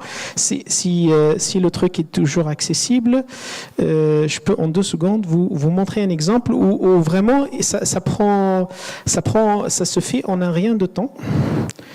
Donc oui, voilà, je vais refaire ça ici. Donc là, je me reconnecte et là, je vais demander à ouvrir un outil qui va me permettre de manipuler le contenu de ce workspace et de faire un appel à ces binaires. Encore une fois, ces binaires, ça peut être n'importe quoi. Une fois que j'ai l'interface, donc voilà. Vous reconnaissez les feuilles de calcul de tout à l'heure. Je vais à la feuille de calcul 2. Je vais créer un composant de spreadsheet. Et ce composant de spreadsheet, je vais mettre dedans une description de molécules. Un carbone. Voilà. J'agrandis. Voilà. Donc là, c'est une description de molécule. Il y a un outil qui va être appelé en ligne de commande à partir d'une fonction de R qui génère la représentation de D de cette molécule. Je vais dire ici, voilà, ici je veux avoir smiles.image de la cellule A1. Et puis je veux ça sur 200 par 200. Voilà. Ce qui... Est-ce que j'ai le bon truc? Smiles.image de A1 par 200. Je vais peut-être demander la structure 3D, ça sera mieux. Jmol, voilà. Est-ce qu'il y a quelque chose qui cloche là-dedans? Bon, anyway. Je peux te montrer ça tout à l'heure. L'idée, c'est quoi? C'est que je peux faire un wrapping par fonction de R de n'importe quoi. Et tu peux installer ce que tu veux sur la machine. Donc, ce système fonctionne comme juste un module d'orchestration et qui te permet de t'affranchir d'un certain nombre de tâches fastidieuses, comme la gestion des cycles de vie de ces machines, la gestion des cycles de vie des composants de calcul ou des stockages. Donc voilà, la flexibilité est totale. Voilà. Peut-être une chose plus concrète, est-ce qu'on peut avoir un compte pour oui, commencer à manipuler? Bien sûr, bien sûr. Donc il y a une icône register, et une fois que tu t'es créé un compte, tu as des jetons qui te permettent de lancer des machines de test sans avoir de compte Amazon. Et une fois que les machines sont lancées, tu vas avoir l'environnement dans ton navigateur et tu vas pouvoir le manipuler. Pour une durée bien limitée? Qui va? Pour une durée bien limitée. Oui, voilà. En fait, le concept de jeton, je n'en ai pas parlé, mais l'idée, c'est quoi? L'idée, c'est que dans un contexte éducatif ou de recherche, le labo disposerait d'un seul, un compte unique Amazon. Et puis, il y aurait quelqu'un dans le labo à qui s'adresseraient des demandes de ressources. Tu envoies un email au directeur et tu lui dis, voilà, j'aurais besoin de lancer une machine de 4 cœurs, 50 gigas de RAM pendant 3 heures. Il a une interface de management dans laquelle il crée comme de la monnaie virtuelle que tu peux consommer dans le système. Donc, plutôt que de mettre ton login mot de passe Amazon, tu mets, voilà, je consomme ce jeton-là et ça te fait l'affaire. Donc, ça, c'est un use case important parce qu'il faut absolument faire en sorte que ceux qui utilisent Amazon n'aient pas à assumer les coûts. C'est indispensable. Il y a aussi ce système de jetons serait connectable à ce qui a été décrit hier à propos des cours en ligne, les MOOC et tout ça. Donc des cours en ligne, par exemple, imagine un cours en ligne de Java ou un cours en ligne de R ou un cours en ligne de MATLAB. Je pense que l'étape suivante qui manque, c'est d'associer à ces cours-là des jetons qui permettent à ceux qui suivent le cours de disposer dans leur navigateur de l'environnement calibré, préconfiguré, qui contient tout ce qu'il faut auparavant et qu'ils consommeraient juste en appuyant sur un bouton. Donc, ils auraient le choix soit de faire ça avec des credentials à eux, ou alors de s'abonner pour pouvoir disposer des ressources qu'il faut pour le cours. Donc ça, c'est une étape à franchir, qui n'est pas encore franchie. Oui. Il y a d'autres questions? Une question.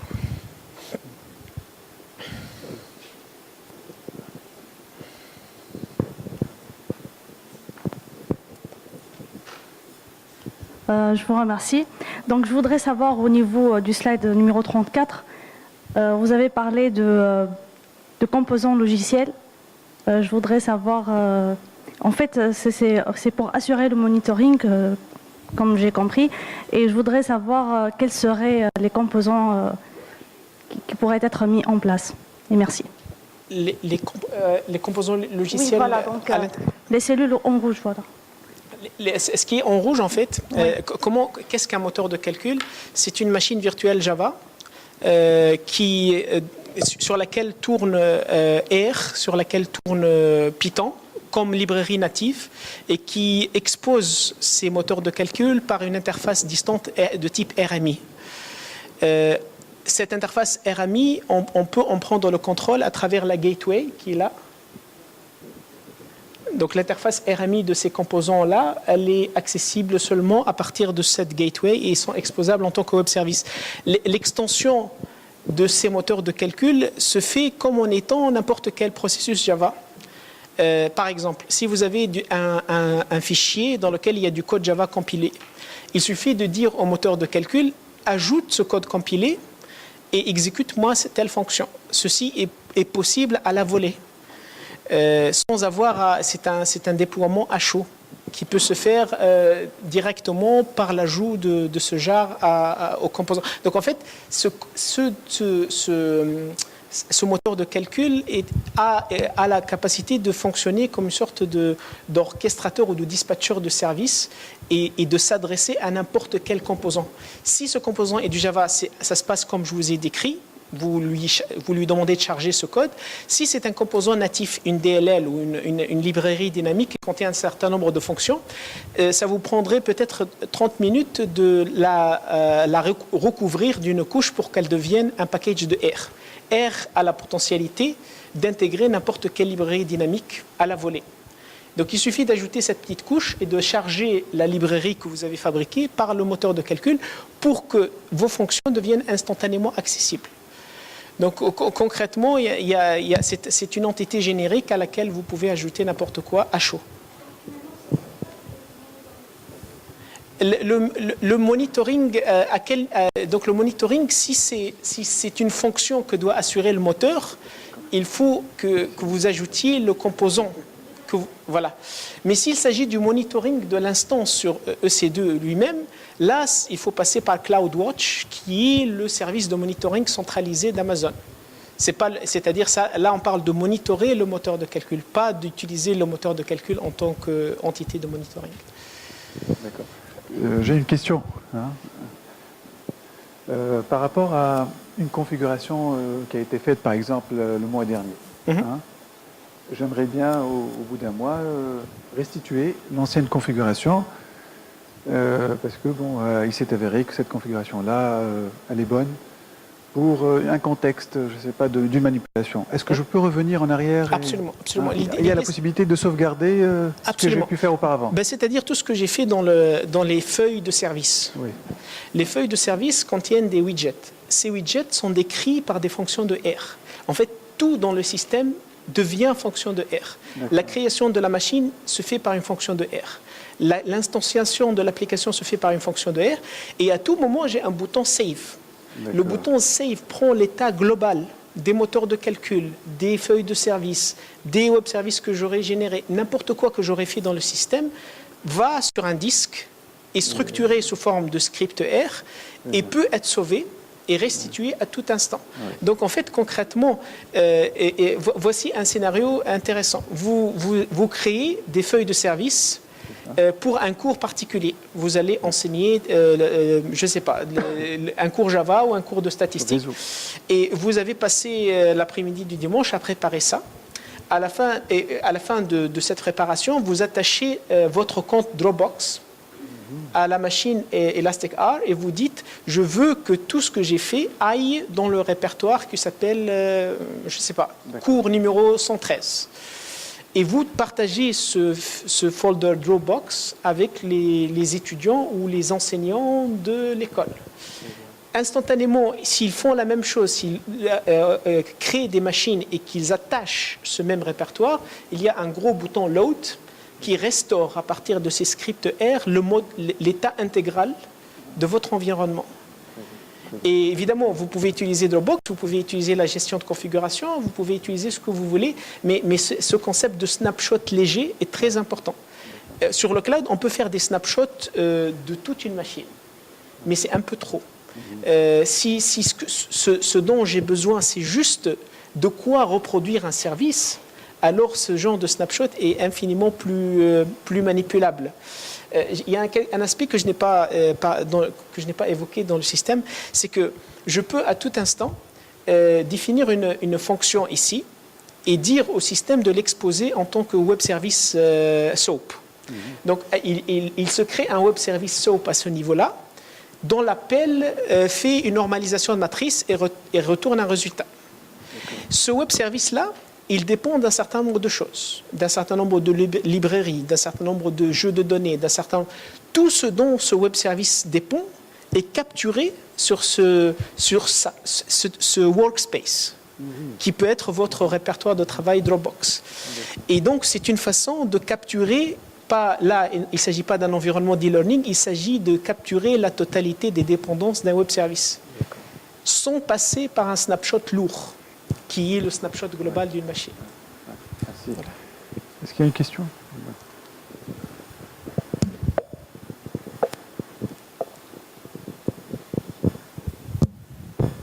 Merci pour votre présentation. Alors juste dans cette architecture-là de Elastic Air, vous avez le serveur sur lequel vous avez mis votre solution, il est en dehors du cloud, c'est ça? L'orchestrateur, c'est celui-là? Oui. Il peut être en dehors du cloud. Il peut être. Mais actuellement, ce que j'utilise est sur Amazon. Ah d'accord, donc il fait partie du cloud. Parce que là, je pense qu'il y aura un problème de scalabilité si vous avez derrière tout un cloud sur Amazon. Et là, vous êtes le seul point de redirection. Donc, Ah oui, là c'est une question très intéressante. Est-ce que ça, c'est un goulot d'étranglement du système? C'est ça la question. Oui, bien sûr, parce qu'il y a derrière un cloud. Eh ben, en fait, justement, non. Là, c'est très... donc là, je reviens à ce schéma-là.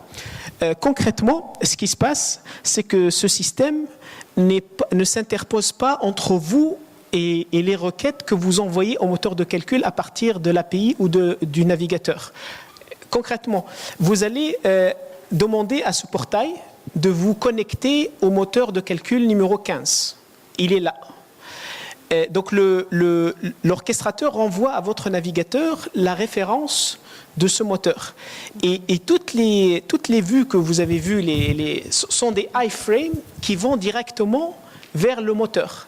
Il n'y a plus de communication entre votre navigateur et le moteur qui passerait par ce chef d'orchestre, que ça n'a de rôle que pour la coordination. Ah, d'accord. Et du coup, c'est scalable par construction. Donc, on peut imaginer des centaines de milliers d'utilisateurs, chacun ayant sa machine, et sans que ce serveur tombe. Ça, c'est un premier niveau de réponse. Le deuxième niveau de réponse, c'est que, en fait, si vous vous rappelez du schéma qui est là, à un moment, je vous ai montré une architecture qui serait un peu équivalente à ce que utiliserait Facebook. Donc l'orchestrateur est configuré pour opérer dans ce mode-là. Donc l'entité avec laquelle vous interagissez pour avoir accès dans le navigateur au workbench HTML5, en fait, il est constitué de web serveurs frontaux, il est constitué de composants ASP.NET et qui sont prêts à être répliqués autant que nécessaire en fonction d'un éventuel load. Donc, en fait, voilà, c'est... Ah, merci. Juste, s'il vous plaît, une petite remarque pour le .NET, pour ce choix, c'est pourquoi Pourquoi le .NET Est-ce que ça a des caractéristiques particulières? Est-ce que c'est mieux interopérable avec la plateforme d'Amazon ou bien c'est juste un choix? C'était un choix lié au fait que, personnellement, je trouve plus efficace de créer des applications web dynamiques frontales en ASP.NET. Tout ce qui est dans Elastic-R côté backend, côté machine virtuelle est en Java, en pure Java. Oui. La question ici de cette couche de serveur applicatif, ça aurait pu être n'importe quoi en fait. Ça aurait pu être du PHP, ça aurait pu être du Java. C'était un choix entre guillemets presque lié juste à la productivité de la fabrication de l'applicatif.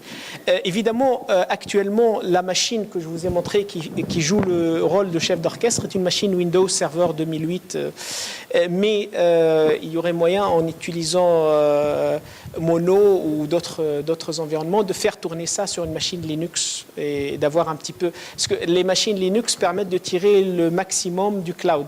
Windows... Exactement, c'est pour ça. Oui. Voilà. Merci. Je vous en prie. Une autre question? Ned.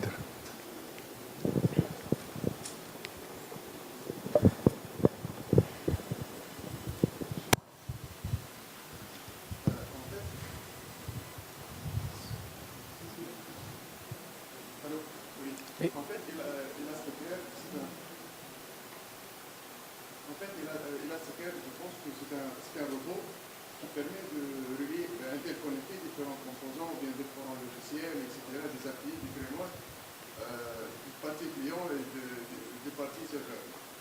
Donc il y a des applications pour les clients qui sont tellement codées. Il y a plein, en plus, il y a plein de frameworks différents. Il y a plein de frameworks, différents API, quel que soit, par exemple, Java, MATLAB, C, tout ça. Donc, est-ce que Elastic-Air, techniquement, utilise du reverse engineering pour donc, assurer l'élasticité des applications, etc. ou bien... Oui, donc là, d'abord pour la première partie de la question, vous pouvez le voir Elastica comme un genre de broker qui assure, vous pouvez le voir en tant que framework, mais le mieux c'est de le voir comme un genre de open stack pour la data science. C'est un toolkit de cloud. Ce n'est pas une plateforme as a service, ce n'est pas un AES, c'est un autre objet. Donc c'est une couche qui permet de voir le cloud autrement, et parce que ça ne cache pas complètement l'infrastructure.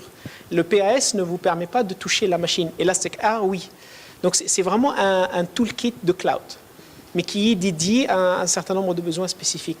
Donc ça, c'était le premier niveau de question.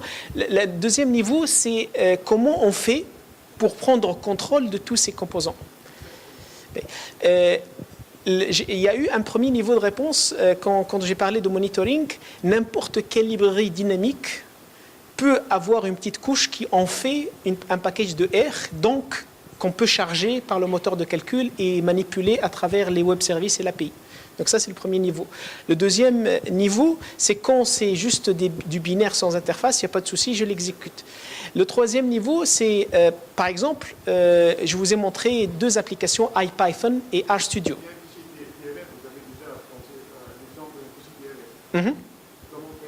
Ah, le fichier DLL, ça peut être un DLL ou ça peut être même du code Fortran que vous avez écrit. Hein.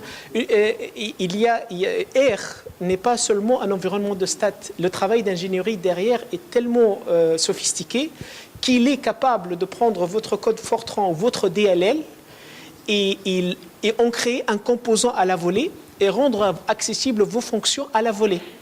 Donc il y a la capacité d'un déploiement à chaud qui permet de faire, par exemple, que la fonction que vous avez écrite qui va faire n'importe quoi, je ne sais pas, lire un fichier, faire une transformation en données, puis injecter des résultats quelque part, ça peut devenir accessible directement comme fonction de R, à la volée.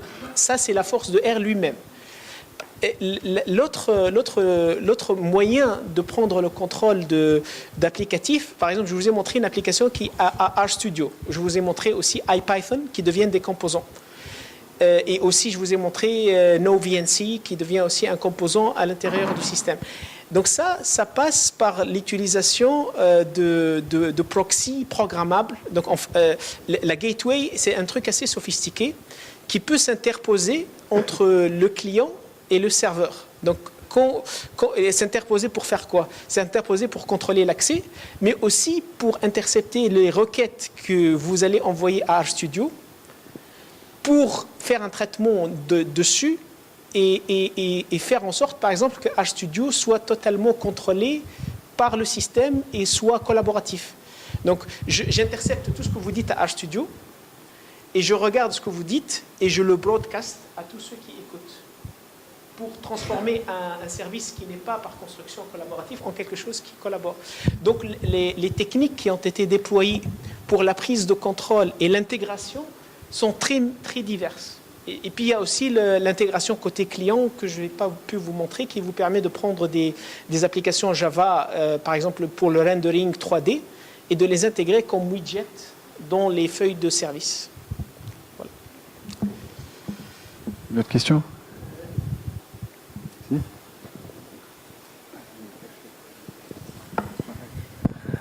Oui, juste une petite question. Sur Amazon ou sur Elastic-Air, est-ce qu'on peut créer deux serveurs connectés à travers un switch, c'est-à-dire le Network as a Service? Oui, non, mais c'est-à-dire, en fait, tout ce qui est possible sur les Physiquement. machines Amazon, il est possible à travers Elasticsearch. Donc l'idée, c'est de ne pas remplacer les API d'Amazon. Vous gardez le contrôle. Les machines que vous avez créées avec Elasticsearch, vous pouvez les arrêter avec la console d'Amazon. Donc en fait, ce n'est qu'un facilitateur. Donc c'est quelque chose qui permet, si vous utilisez Eclipse, dans Eclipse, il y a quelque chose de très intéressant qui est les perspectives. Donc, vous pouvez passer de la perspective ressources à la perspective Java, à la perspective J2E. Donc, la perspective, c'est une façon de voir le monde. Donc, vous pouvez penser à Elasticsearch comme une perspective sur Amazon, mais qui n'est pas la seule. Vous pouvez repasser à la perspective Amazon pure quand vous voulez. Voilà.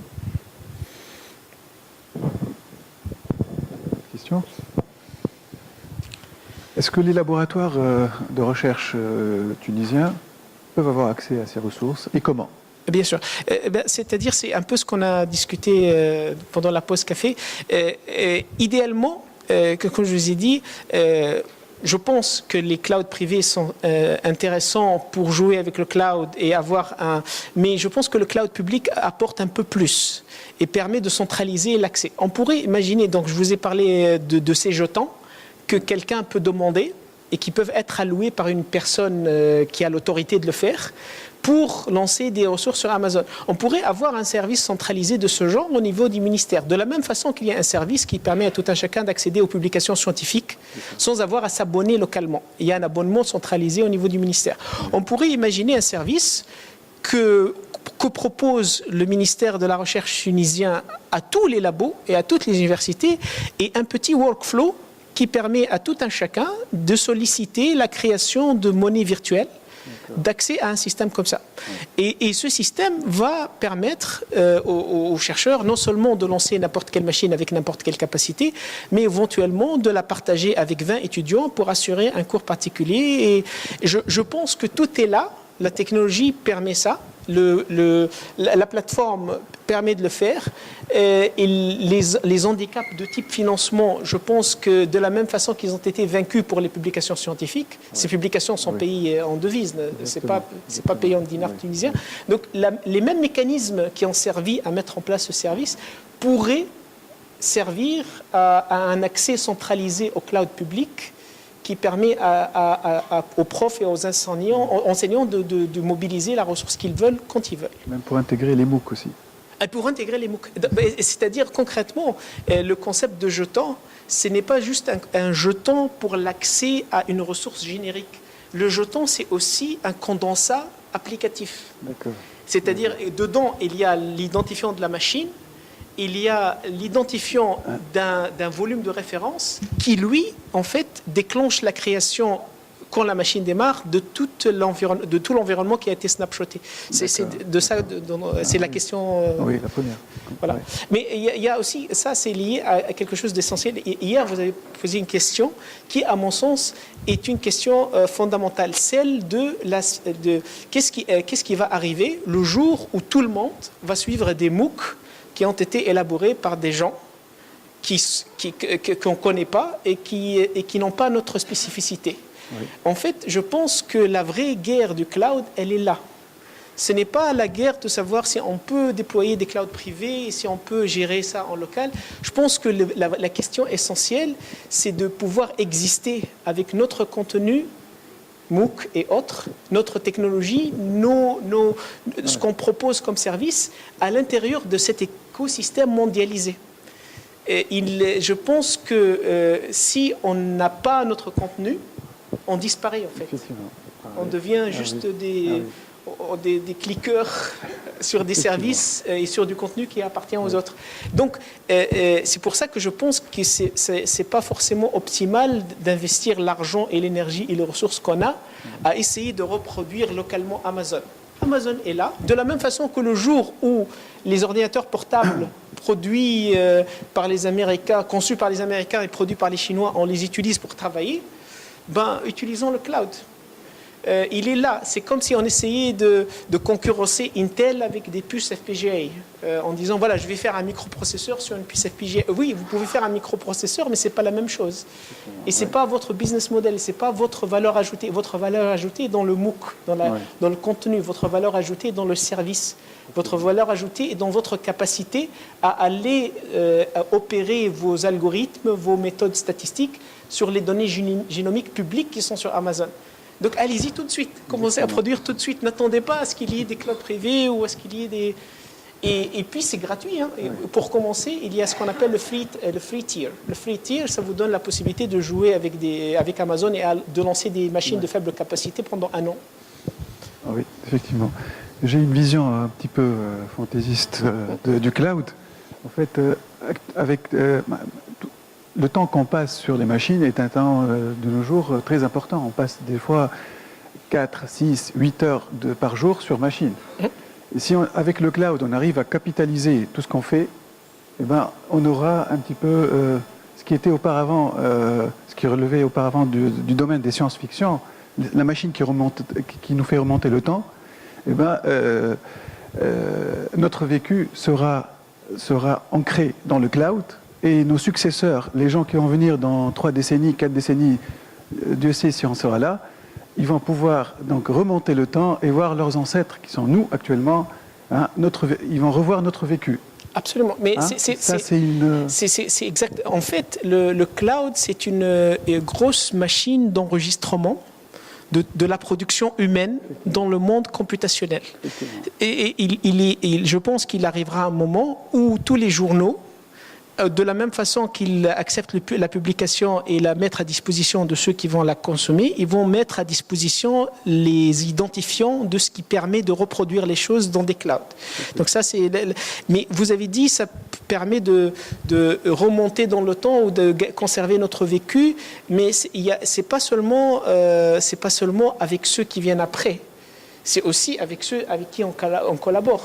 Et concrètement, dans un système comme ça, si vous produisez un MOOC et que vous créez dans le système une interface d'e-learning qui contient tout ce qu'il faut pour tel cours particulier, Java ou réseau, ce snapshot, il suffit que vous le rendiez public pour que ceux qui en bénéficient soient les chercheurs, les profs du MIT ou les profs au Sénégal ou à Katmandou en fait.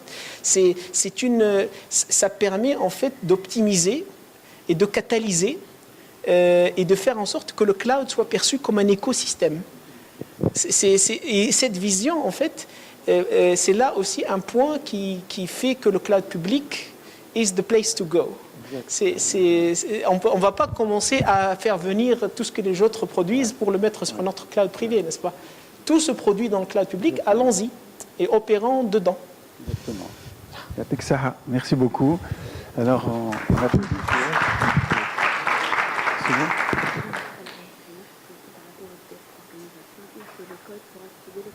D'accord, merci. Alors, avant d'aller déjeuner, bon, de toute façon, on reprend à 14h30. Il y a un décalage d'une demi-heure. Avant d'aller déjeuner, il faudrait passer par le desk. Vous allez récupérer vos codes Azure, c'est ça? Les codes pour activer les comptes Azure. Il le faut parce que...